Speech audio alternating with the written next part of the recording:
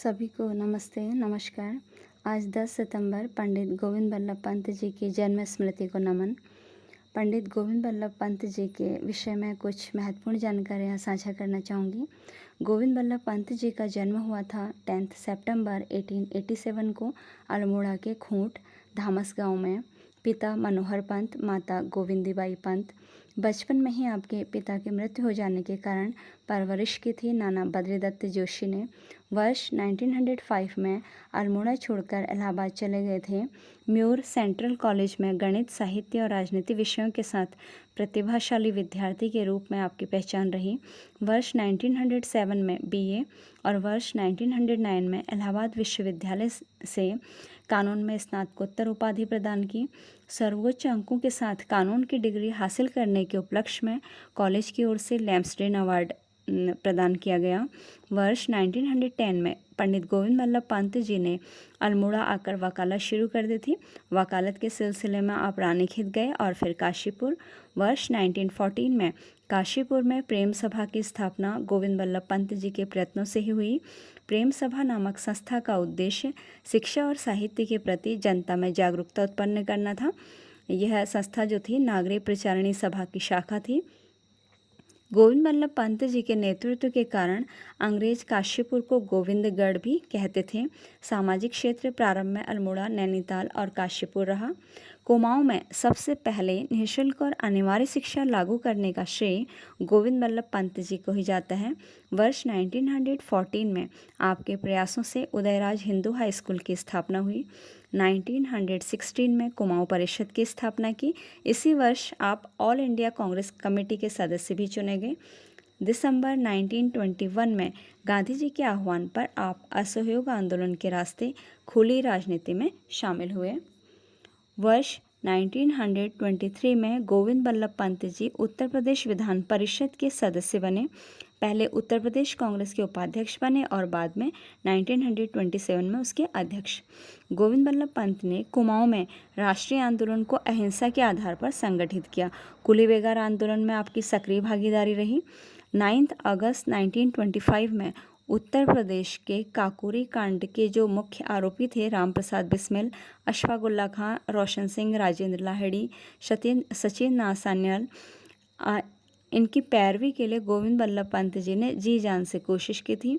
वर्ष 1927 में काकोरी कांड के अभियुक्तों को फांसी के फंदे से बचाने के लिए आपने पंडित मदन मोहन मालवीय जी के साथ वायसराय को पत्र भी लिखा था।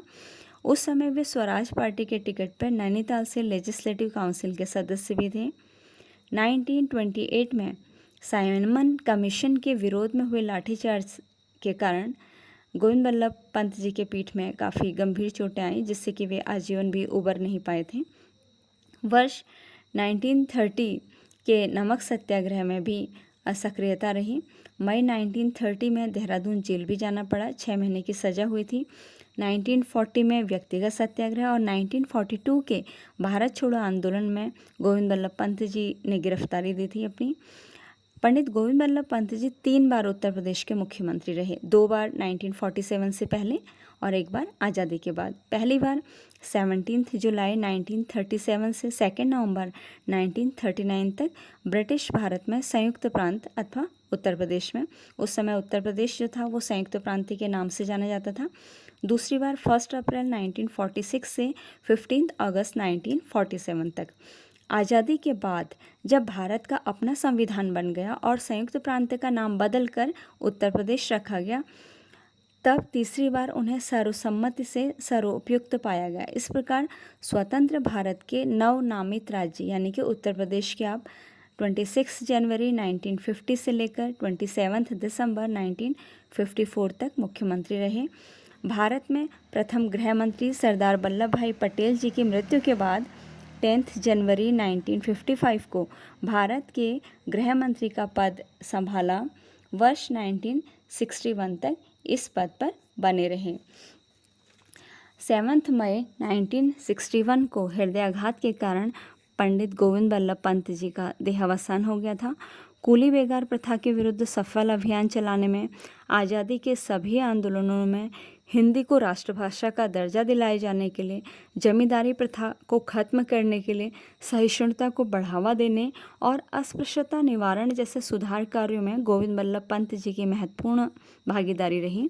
देश के प्रति की गई उनके अनन्य सेवाओं के लिए राष्ट्र के सार्वजनिक जीवन के सर्वोच्च पुरस्कार भारत रत्न से अलंकृत किया गया था 1957 में।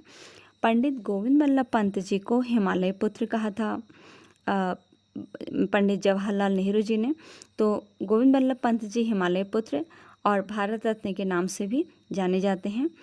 आप स्वतंत्रता संग्राम आंदोलन के एक महान नायक, एक श्रेष्ठ राजनीतिक नेता, हिमालय की चोटी के सुपुत्र, जिनमें वास्तव में हिमालय जैसी शांति, गंभीरता, चट्टान जैसी दृढ़ता और स्थिरता थी। जनमानस के प्रकाश स्तंभ और मार्गदर्शक के विशाल जीवन की रिक्तता को डॉक्टर राजेंद्र प्रसाद, पंडित जवाहरलाल नेहरू, लाल बहादुर शास्त्री, मोरारजी देसाई जैसे नेताओं ने स्वीकार किया। आप महात्मा गांधी जी की परंपरा में चोटी के कांग्रेसी नेताओं में से एक थे।